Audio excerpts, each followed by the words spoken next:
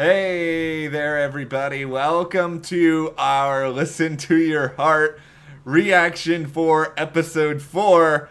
We are already more than halfway through the journey of watching these people find love or Karma.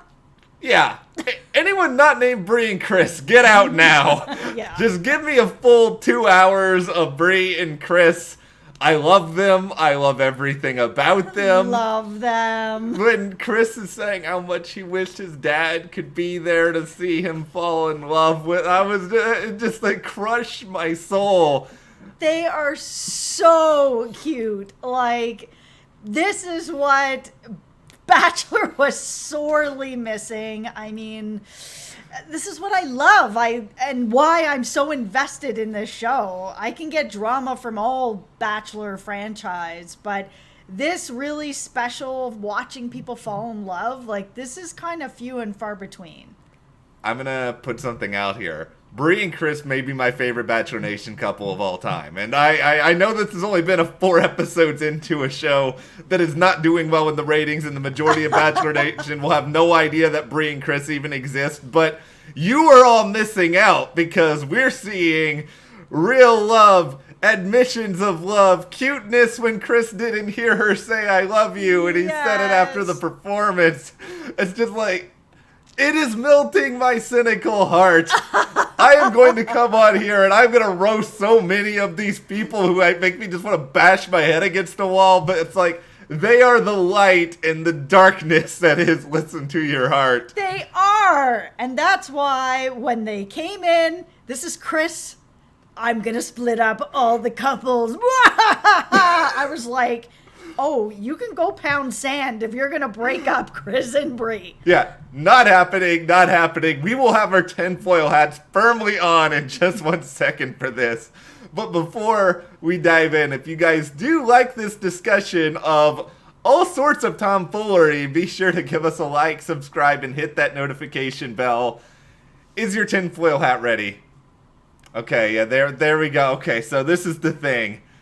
The Bachelor producers, they probably had a meeting going into this episode that were like, okay, how can we come up with a twist that completely screws over the Sheridan, Julia, Savannah, Brandon thing?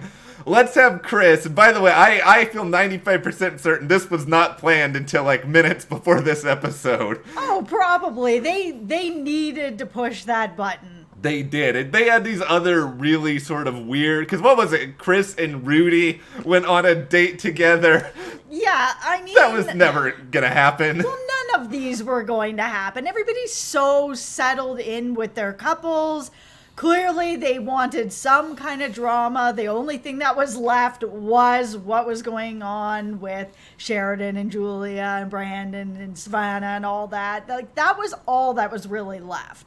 Yeah, so they put Brandon and Julia on a date together. Of course. Just to throw a grenade into this show and try to make something interesting happen. They go to the Roxy. And by the way, the only real memory of the Roxy I have is I remember an episode of The Voice where Adam Levine like openly trashed them on live television.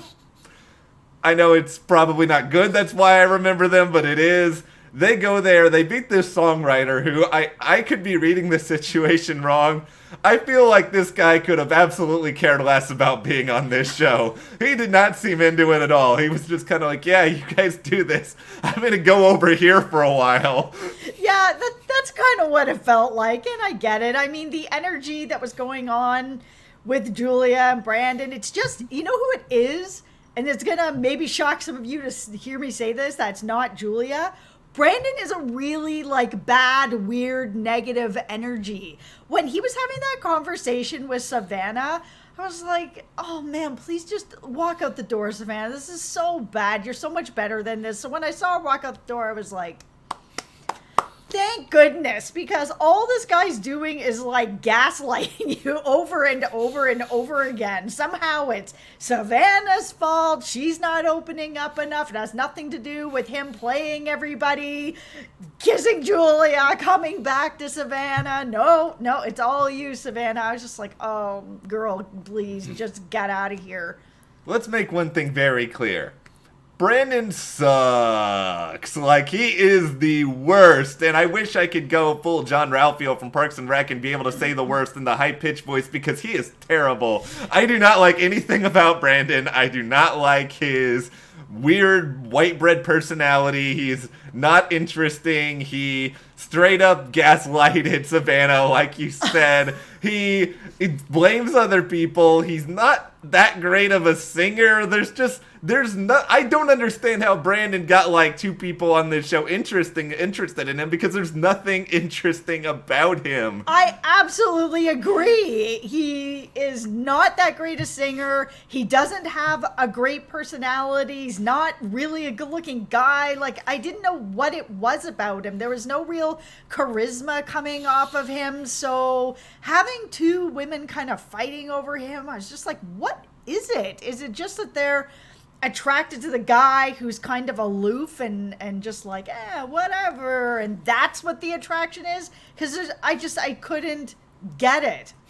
There was this moment when, after this date, which I think production intentionally made as long as possible to drive everyone nuts, where Brandon comes back and Savannah asks him, it's like, oh, so, how did the date go? And he's just like, yeah, I think she still has some feelings for me. It's like, you guys made out. Like, what are you? I think you think, Brandon? Like, you do realize that this show is filmed. This is not like an episode of Maury where, like, the guy who's, like, cheating in the dressing room with the plant or whatever, it's like, and they don't know it's going to be on television. There's actual video evidence of you and Julia kissing. They know that that's going to be on television with the plant on Maury and Stringer. Okay. Like, come on. I don't know, but at least they have plausible deniability, I guess. But like, there's no obliviousness here, Brandon. I just feel like saying your name like that, Brandon, for the rest of this video. It was, I will say, I was very happy to see Savannah leave. It was really awful to see Sheridan have to go, but man, I'm telling you, there's going to be a lineup of women for Sheridan tonight. Sheridan's got no problems after this, I feel anyways. But there was something so satisfying about watching this karma roll out in just one episode, where it went from Julia wanting everything. She wants Brandon. She wants to be singing with Brandon. She wants Brandon so much, to, why are you crying, Julia? You got what you wanted. You have everything you asked for. You got Brandon. Congratulations. Instead, you caused Sheridan to leave with another, I'm no Julia fan. I will say this. She has handled the situation incredibly well on Twitter. She basically spoiled the entire ending for this episode in advance as it was airing, talking about how much she didn't like Brandon. I see. Well, thanks a lot, Julia. Yeah. You spoiled it on the show. You spoiled it off the show. I guess you're consistent in life. Well, she is. She talked about how much regret she had, and the thing that by the way, let's also talk about gaslighting here with the, you're being really rude right now, Sheridan. How is Sheridan being rude? Because he's actually trying to get you to admit to what exactly, you don't get to be let off the hook by having it just be inferred that you're breaking up with him. You actually need to say it. And then you finally say it, and he's like, all right, no problem then, bye. And she's like, really? That's what you're gonna do? I'm just like, what is he supposed to do? You just told me you don't want to be with him. He said, okay, no problem. What else is there? There's nothing else to discuss. You're getting what you want. You don't want to be with Sheridan. Sheridan is like, okay, no problem. He's not causing you any kind of problem. So aces, right? No? Why, man? Let me just say, I think the Listen to Your Heart Twitter is almost as entertaining as Listen to Your Heart, the show itself, in between Julia just openly bashing Brandon for the entire 2 hours on Twitter, and then Sheridan, like, announcing he's dropping the song that he was, like, singing to himself at midnight. It felt like the entire words of that song were him just saying coming home 2,000 times. Yep. But good on you, Sheridan. Can Sheridan go to Bachelor in Paradise? Oh, I would love to see him out in Bachelor Paradise. He's just, I don't know, man. There's something just so genuine about him. And I know that that's kind of weird to say on a show like this, but he just feels like just a genuine dude who wanted to make music and fall in love. Can we have like a listen to your heart losers bracket where Sheridan and Savannah, they come back as a couple now that Julia and Brandon have been eliminated, and it's like balance has been restored to the universe? That'd be all right. The thing I also found really interesting is once Savannah was gone, I think Julia thought all her problems were going to be fixed.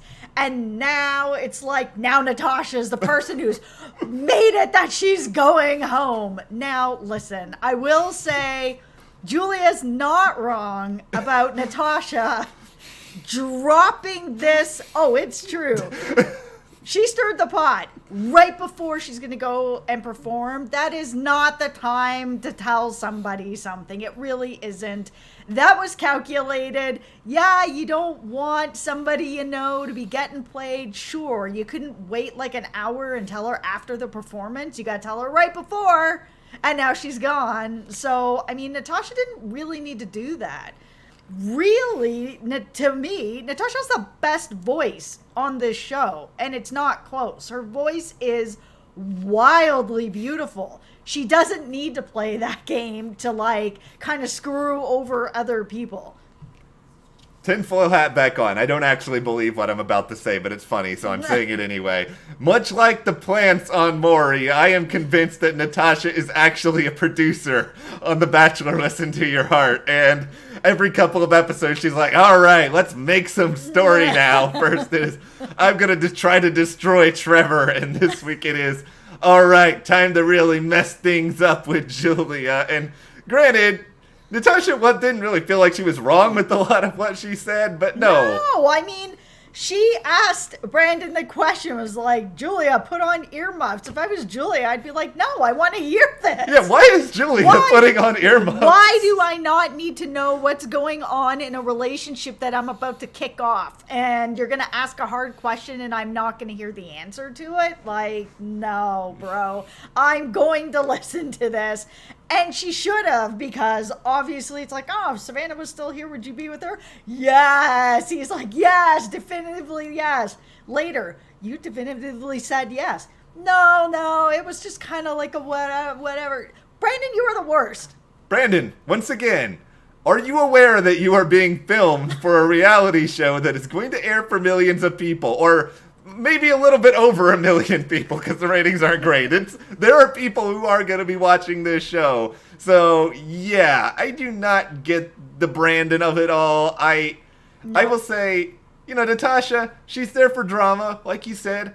Great singer. Yep. There's nothing really there between Natasha and Ryan. There's no love story here. No, and I mean, they're able to sort of fake through it enough. I think they know that they need each other to stay on the show. And this was, of course, something I was expecting with this show. That there would be some couples that are couples, but they're kind of like, oh, you know what? We sing really well together. We work really well together. We can fake the rest of it. It'll be no problem because everybody here's, pretty good looking, pretty nice. We'll be able to just kind of get through it. These two don't have that kind of chemistry, but they do on stage. So, I mean, they're getting through it.